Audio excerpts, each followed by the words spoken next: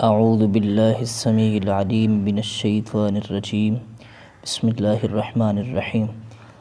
محترم ناظرین و سامعین، الحمدللہ ہم نے ربیع الاول کی مناسبت کے ساتھ نبی رحمت علیہ الصلوۃ والسلام کی تفصیلی سیرت کا مطالعہ شروع کیا ہے۔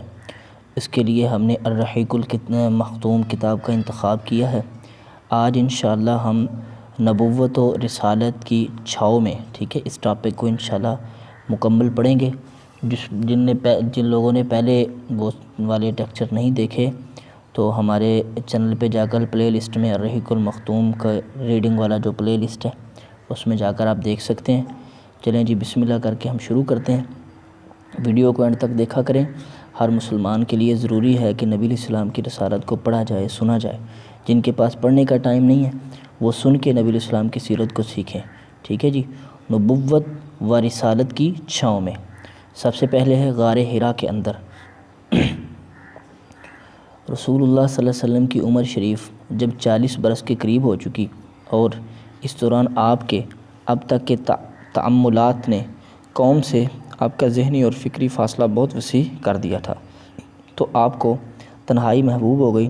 چنانچہ آپ ستو اور پانی لے کر مکہ سے 2 میل دور کوہ حرا کے ایک غار میں جا رہتے۔ ٹھیک ہے جی، یعنی وہاں پر جا کے رہتے۔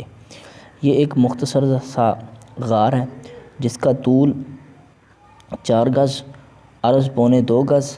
یہ نیچے کی جانب گہرا نہیں ہے بلکہ ایک مختصر راستے کے بازو میں اوپر کی چٹانوں کے باہم ملنے سے ایک کوتل کی شکل اختیار کیے ہوئے ہے۔ ٹھیک ہے جی۔ آپ جب یہاں تشریف لے جاتے تو حضرت خدیجہ بھی آپ کے ہمراہ جاتی اور قریب ہی کسی جگہ میں موجود رہتی۔ حضرت آپ صلی اللہ علیہ وسلم رمضان بھر اس غار میں قیام فرماتے۔ آپ آنے جانے والے مسکینوں کو کھانا کھلاتے اور بقیہ اوقات اللہ کی عبادت میں گزارتے۔ کائنات کے مشاہدات اور اس کے پیچھے کار فرما قدرت نادرہ پر غور فرماتے۔ آپ اپنی قوم کے لچر پوچ شرکی عقائد اور واہیات تصورات پر بالکل مطمئن نہ تھے۔ ٹھیک ہے جی، اطمینان نہ تھا ان کو۔ ٹھیک ہے، لیکن آپ صلی اللہ علیہ وسلم کے سامنے کوئی واضح راستہ بھی معین طریقہ اور افراط و تفریط سے ہٹی ہوئی کوئی ایسی راہ نہ تھی جس پر آپ اطمینان اور انشراح قلب کے ساتھ رواں دواں ہو سکتے۔ ٹھیک ہے، نبی اکرم صلی اللہ علیہ وسلم کی یہ تنہائی پسندی بھی در حقیقت اللہ تعالیٰ کی تدبیر کا ایک حصہ تھی۔ اس لیے اللہ تعالیٰ آپ کو آنے والے کا کار عظیم، یعنی ایک عظیم کام کے لیے تیار کر رہا تھا۔ در حقیقت جس روح کے لیے بھی یہ مقدر ہو کہ وہ انسانی زندگی کے حقائق پر اثر انداز ہو کر ان کا رخ بدل ڈالے، اس کے لیے ضروری ہے کہ زمین کے مشاغل زندگی کے شور اور لوگوں کے چھوٹے چھوٹے ہم و غم، ٹھیک ہے جی، کی دنیا سے کٹ کر کچھ عرصے کے لیے الگ تھلگ خلوت نشین رہے۔ ٹھیک ہے جی۔ ٹھیک اسی سنت کے مطابق جب اللہ تعالیٰ نے حضرت محمد صلی اللہ علیہ وسلم کو امانت کبریٰ کا بوجھ اٹھانے، روح زمین کو بدلنے اور خط تاریخ کو موڑنے کے لیے تیار کرنا چاہا تو رسالت کی ذمہ داری عائد کرنے سے 3 سال پہلے آپ کے لیے خلوت نشینی مقرر کر دی۔ آپ اس خلوت میں 1 ماہ تک کائنات کی آزاد روح کے ساتھ اپنے ہم سفر رہتے اور اس وجود کے پیچھے چھپے ہوئے غیب کے اندر تدبر فرماتے تاکہ جب اللہ تعالیٰ کا اذن ہو تو اس غیب کے ساتھ تعامل کے لیے مستعد رہیں۔ اب چلتے ہیں جی وحی کی جانب۔ جبرائیل وحی لاتے جب آپ کی عمر 40 برس ہو گئی اور یہی سن کمال ہے، ٹھیک ہے، اور کہا جاتا ہے کہ یہی پیغمبروں کی بعثت کی عمر ہے، تو زندگی کے افق کے پار سے آثار نبوت چمکنا اور جگمگانا شروع ہو گئے۔ یہ آثار خواب تھے۔ آپ صلی اللہ علیہ وسلم جو بھی خواب دیکھتے وہ پسیدہ صبح کی طرح نمودار ہوتا۔ اس حالت پر 6 ماہ کا عرصہ گزر گیا جو مدت نبوت کا 46واں حصہ ہے، اور کل مدت نبوت 23 برس ہے۔ اس کے بعد جب غار حرا میں خلوت نشینی کا 3 سال آیا تو اللہ تعالیٰ نے چاہا کہ روئے زمین کے باشندوں پر اس کی رحمت کا فیضان ہو، چنانچہ اس نے آپ صلی اللہ علیہ وسلم کو نبوت سے مشرف کیا اور حضرت جبرائیل علیہ السلام قرآن مجید کی چند آیات لے کر آپ صلی اللہ علیہ وسلم کے پاس تشریف لائے۔ ٹھیک ہے جی۔ دلائل قرآن پر ایک نظر ڈال ایک نگاہ ڈال کر حضرت جبرائیل علیہ السلام کی تشریف آوری کے لیے کہ اس واقعے کی تاریخ میں معین کی جا سکتی ہے۔ ہماری تحقیق کے مطابق یہ واقعہ رمضان المبارک کی 21 تاریخ کو دوشنبہ کی رات یعنی سوموار کی رات میں پیش آیا۔ اس روز اگست کی 10 تاریخ تھی اور 610 جو ہے عیسوی تھا، 610 ٹھیک ہے جی۔ 571 میں آپ پیدا ہوئے ہیں اور 610 میں آپ کو نبوت مل گئی ہے، پہلی وحی آئی ہے، ٹھیک ہے جی۔ قمری حساب سے نبی صلی اللہ علیہ وسلم کی عمر 40 سال 6 مہینے 12 دن اور شمسی حساب سے 39 سال 3 مہینے 22 دن تھی، ٹھیک ہے جی۔ اب یہ نیچے بحث لکھی ہوئی ہے، ہم پڑھ ہی لیتے ہیں۔ آغاز وحی کا مہینہ، دن اور رات۔ مورخین میں بڑا اختلاف ہے کہ نبی کریم صلی اللہ علیہ وسلم کس مہینے میں شرف نبوت اور اعزاز وحی سرفراز ہوئے۔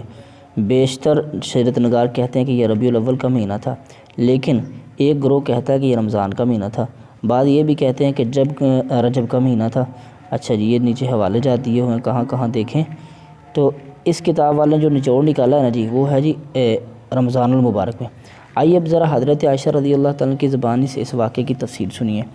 یہ انوار لاہوت کا ایک ایسا شعلہ تھا جس سے کفر و ضلالت کی تاریکیاں چھٹتی چلی گئیں، یہاں تک کہ زندگی کی رفتار بدل گئی اور تاریخ کا رخ پلٹ گیا۔ حضرت عائشہ رضی اللہ تعالیٰ عنہ فرماتی ہیں، رسول اللہ صلی اللہ علیہ وسلم پر وحی کی ابتدا نیند میں اچھے خواب سے ہوئی، ٹھیک ہے جی۔ اب اس وقت تو حضرت عائشہ میرا خیال ہے کہ پیدا بھی شاید نہ ہوئی ہوں، لیکن بعد میں نبی علیہ السلام نے حضرت عائشہ کو بتایا۔ آپ جو بھی خواب دیکھتے تھے وہ پوشیدہ صبح کی طرح نمودار ہوتا تھا، پھر آپ کو تنہائی محبوب ہوگی، چنانچہ آپ غار حرا میں خلوت اختیار فرماتے اور کئی رات گھر تشریف لائے بغیر مصروف عبادت رہتے۔ اس کے لیے آپ توشہ لے جاتے، پھر توشہ ختم ہونے پر حضرت خدیجہ رضی اللہ عنہ کے پاس آتے اور تقریباً اتنے ہی دن کے لیے پھر توشہ لے جاتے، یہاں تک کہ آپ کے پاس حق آیا اور آپ غار حرا میں تھے، یعنی آپ کے پاس جبرائیل علیہ السلام آیا اور اس نے کہا پڑھو، آپ نے فرمایا میں پڑھا ہوا نہیں، ٹھیک ہے۔ آپ فرماتے ہیں کہ اس پر اس نے مجھے پکڑ کر ایک زور سے دبایا کہ میری قوت نچوڑ دی، پھر نچوڑ کر کہا پڑھو، میں نے کہا میں پڑھا ہوا نہیں ہوں۔ اس نے دوبارہ پکڑ کر دبوچا، پھر کہا پڑھو، میں نے کہا میں پڑھا ہوا نہیں ہوں۔ اس نے تیسری مرتبہ پکڑ کر دبوچ کر چھوڑ دیا، پھر کہا اقرأ بسم ربک الذی خلق، پڑھیے اپنے اس رب کے نام سے جس نے پیدا کیا، خلق الانسان، پیدا کیا انسان کو، من علق، ایک لٹکتے ہوئے لوتھڑے سے، اقرأ وربک الاکرم، پڑھیے آپ کا رب بڑا نہایت کریم ہے۔ ان آیات کے ساتھ رسول اللہ صلی اللہ علیہ وسلم پلٹے، آپ کا دل دھک دھک کر رہا تھا۔ حضرت خدیجہ بنت خویلد کے پاس تشریف لائے اور فرمایا مجھے چادر اڑا دو۔ انہوں نے آپ کو چادر اڑائی، یہاں تک کہ خوف جاتا رہا۔ اس کے بعد آپ صلی اللہ علیہ وسلم نے حضرت خدیجہ رضی اللہ عنہ کو واقعے کی اطلاع دیتے ہوئے فرمایا کہ یہ مجھے کیا ہو گیا ہے، مجھے تو آج اپنی جان کا ڈر لگتا ہے۔ حضرت خدیجہ نے کہا قطعاً نہیں، بخدا آپ کو اللہ تعالیٰ رسوا نہ کرے گا۔ آپ صلہ رحمی کرتے ہیں، درماندوں کا بوجھ اٹھاتے ہیں، تہ دستیوں کا بندوبست کرتے ہیں، مہمان کی مہمان نوازی کرتے ہیں، حق کے مصائب پر اعانت کرتے ہیں۔ اس کے بعد حضرت خدیجہ آپ کو اپنے چچیرے بھائی ورقہ ابن نوفل بن اسد بن عبد العزیٰ کے پاس لے گئیں۔ ورقہ دور جہالت میں عیسائی ہو گئے تھے، عبرانی زبان میں لکھنا پڑھنا جانتے تھے، چنانچہ عبرانی زبان میں حسب توفیق الہی انجیل لکھتے تھے۔ اس وقت بہت بوڑھے اور نابینا ہو چکے تھے۔ اس سے حضرت خدیجہ نے کہا کہ بھائی جان اپنے بھتیجے کی بات سنیں۔ ورقہ نے کہا بھتیجے تم کیا دیکھتے ہو؟ رسول صلی اللہ علیہ وسلم نے جو کچھ دیکھا تھا بیان فرمایا۔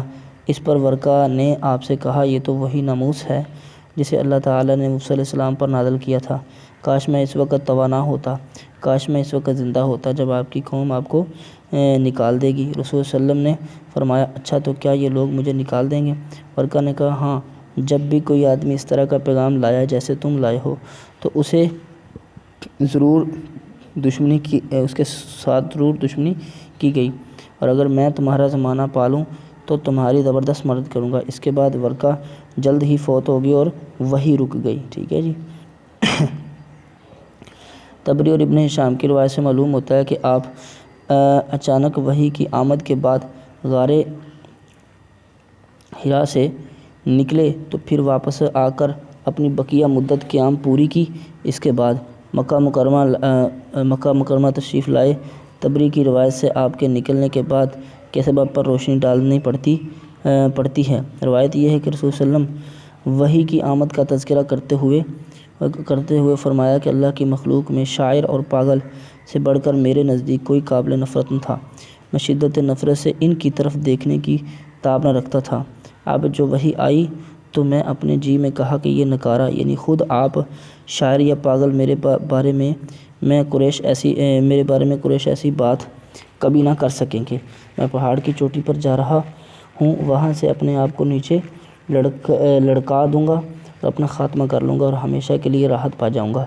آپ فرماتے ہیں کہ میں یہی سوچ کر نکلا جب بیچ پہاڑ پر پہنچا تو آسمان سے آواز آئی، اے محمد صلی اللہ علیہ وسلم، تم اللہ کے رسول ہو اور میں جبرائیل ہوں۔ آپ کہتے ہیں کہ میں نے آسمان کی طرف اپنا سر اٹھایا، دیکھا تو جبرائیل ایک آسمانی شکل میں افق کے اندر پاؤں پہ جمائے کھڑے ہیں اور کہہ رہے ہیں کہ اے محمد صلی اللہ علیہ وسلم، تم اللہ کے رسول اور میں جبرائیل ہوں۔ آپ فرماتے ہیں کہ میں وہیں ٹھہر کر جبرائیل کو دیکھنے لگا اور اس شغل نے مجھے میرا ارادے سے غافل کر دیا۔ اب میں نہ آگے جا رہا تھا نہ پیچھے، البتہ اپنا چہرہ آسمان کے افق میں گھما رہا تھا اور اس کے جس گوشے پر بھی میری نظر پڑتی تھی جبرائیل اس طرح دکھائی دیتے تھے۔ میں مسلسل کھڑا رہا، نہ آگے بڑھا نہ پیچھے، یہاں تک کہ خدیجہ نے میری تلاش میں اپنے قاصد بھیجے۔ وہ مکہ تک جا کر پلٹ آئے، لیکن میں اپنی جگہ کھڑا رہا۔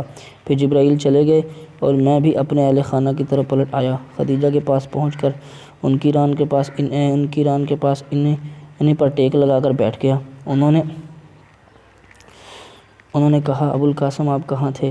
بخدا میں نے آپ کی تلاش میں آدمی بھیجے اور وہ مکہ تک جا کر واپس آ گئے۔ اس کے جواب میں میں نے کچھ دیکھا تھا انہیں بتا دیا۔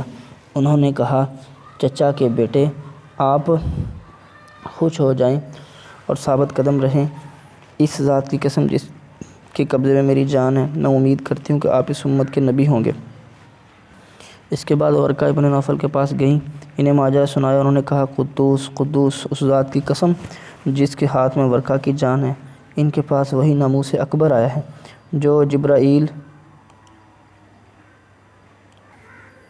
جو موسیٰ علیہ السلام کے پاس آیا کرتا تھا۔ یہ اس امت کے نبی ہیں، ان سے کہو ثابت قدم رہیں۔ اس کے بعد حضرت خدیجہ رضی اللہ تعالیٰ نے واپس آ کر آپ کو ورقہ کی بات سنائی۔ پھر جب رسول اللہ صلی اللہ علیہ وسلم نے ہیرا میں اپنا قیام پورا کر لیا اور مکہ مکرمہ تشریف لائے تو آپ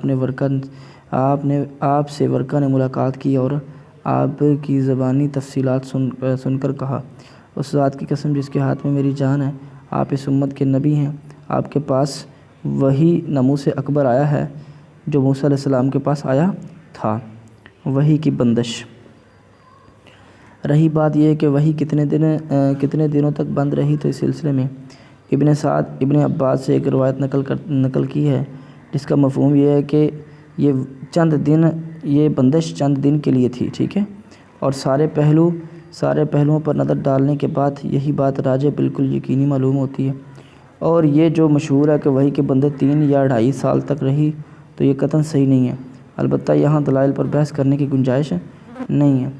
وحی کی اس بندش کے عرصے میں رسول صلی اللہ علیہ وسلم حزین و غمگین رہے اور آپ پر حیرت و استعجاب طاری رہا، چنانچہ صحیح بخاری کتاب التعبیر کی روایت ہے کہ وحی بند ہو گئی، جس سے رسول اللہ صلی اللہ علیہ وسلم اس قدر غمگین ہوئے کہ کئی بار بلند پہاڑ کی چوٹی پر تشریف لے گئے وہاں سے لڑک جائیں، لیکن جب کسی پہاڑ کی چوٹی پر پہنچتے کہ آپ کو اپنے آپ کو لڑکا لے تو حضرت جبرائیل علیہ السلام نمودار ہوتے اور فرماتے، اے محمد صلی اللہ علیہ وسلم، آپ اللہ کے برحق رسول ہیں، اور اس کی وجہ سے آپ کا اضطراب تھم جاتا، نفس کو قرار آ جاتا اور آپ واپس آ جاتے، اور جب آپ پر وحی کی بندش طول پکڑ گئی تو آپ پھر اسی جیسے کام کے لیے نکلتے، لیکن جب پہاڑ کی چوٹی پر